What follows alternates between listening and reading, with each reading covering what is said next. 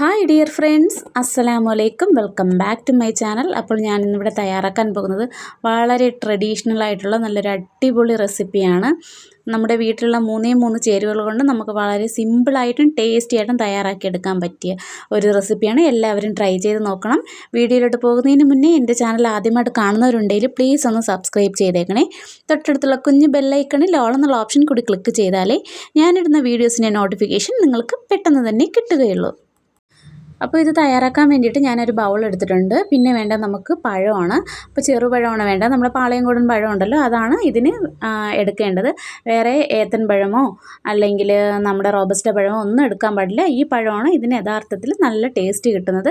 അപ്പോൾ നമ്മുടെ ആ പഴമയുടെ ആ ഒരു ടേസ്റ്റ് കിട്ടണമെന്നുണ്ടെങ്കിൽ നമ്മുടെ ഈ പാളയംകോടൻ പഴം തന്നെ എടുക്കാൻ വേണ്ടിയിട്ട് നോക്കണം. ഞാനൊരു 4 പഴം എടുത്തിട്ടുണ്ട്. നന്നായിട്ട് പഴുത്ത പഴം തന്നെ എടുക്കാൻ വേണ്ടിയിട്ട് നോക്കണം. പിന്നെ ഇതിലേക്ക് മധുരത്തിന് ആവശ്യമായിട്ടുള്ള പഞ്ചസാര ചേർത്ത് കൊടുക്കാം. അപ്പോൾ പഞ്ചസാരയ്ക്ക് പകരം നമുക്ക് ശർക്കര വേണമെങ്കിലും ചേർത്ത് കൊടുക്കാം. അപ്പോൾ ഇവിടെ കുട്ടികൾക്ക് പഞ്ചസാര ഇഷ്ടമായതുകൊണ്ടാണ് ഞാൻ ഇതിലേക്ക് പഞ്ചസാര ചേർത്ത് കൊടുക്കുന്നത്. എന്നിട്ട് നമുക്ക് നന്നായിട്ട് ഒരു വിസ്കോ ഫോർക്കോ അല്ലെങ്കിൽ ഒരു സ്പൂണോ ഇതൊന്നും ഇല്ലാന്നുണ്ടെങ്കിൽ നമ്മുടെ കൈ കൊണ്ട് തന്നെ നമുക്ക് നന്നായിട്ടൊന്ന് ഇതൊന്ന് മിക്സ് ചെയ്തെടുക്കാം. ഈ പഞ്ചസാരയും പഴവും എല്ലാം കൂടി നന്നായിട്ടൊന്ന് മിക്സായി വരണം. അതുപോലെ നമുക്കിതൊന്ന് സ്മാഷ് ചെയ്തെടുക്കാം. അപ്പോൾ അതാ കണ്ടല്ലോ, നമ്മുടെ പഴവും പഞ്ചസാരയും എല്ലാം നന്നായിട്ട് ഇവിടെ മിക്സായി വന്നിട്ടുണ്ട്. അപ്പോൾ ഇനി നമുക്കിതിലേക്ക് ചേർത്ത് കൊടുക്കാനുള്ളത് തേങ്ങാപ്പാലാണ്. തേങ്ങാപ്പാൽ ഇല്ലയെന്നുണ്ടെങ്കിൽ നമുക്ക് പശുവിൻ പാലും ചേർത്ത് കൊടുക്കാം. ഞാനിതിലേക്ക് ഒരു 1.5 കപ്പ് തേങ്ങാപ്പാൽ തന്നെ ചേർത്ത് കൊടുക്കുകയാണ്. തേങ്ങാപ്പാൽ ചേർത്ത് കൊടുക്കുമ്പോൾ ഇതിനൊരു പ്രത്യേക ടേസ്റ്റ് കിട്ടും. എന്നിട്ട് ഇത് നമുക്ക് നന്നായിട്ടൊന്ന് മിക്സ് ചെയ്തെടുക്കാം.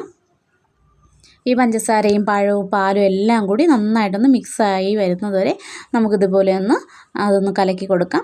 അപ്പോൾ ഇത് ഇത്രയേ ഉള്ളൂ. വളരെ സിമ്പിളല്ലേ ഇത്. ഇതുപോലെ കുടിക്കാവുന്നതാണ്. ഇല്ലയെന്നുണ്ടെങ്കിൽ നമുക്ക് ഫ്രിഡ്ജിൽ വെച്ച് തണുപ്പിച്ചിട്ടും കുടിക്കാവുന്നതാണ്. നല്ല ടേസ്റ്റി ആയിട്ടുള്ള ഒരു ഡ്രിങ്കാണ്. എല്ലാവരും തയ്യാറാക്കി നോക്കണം. നല്ല സൂപ്പർ ടേസ്റ്റാണ്. നമുക്ക് പെട്ടെന്ന് തയ്യാറാക്കി എടുക്കാൻ പറ്റിയ ഒന്നല്ലേ.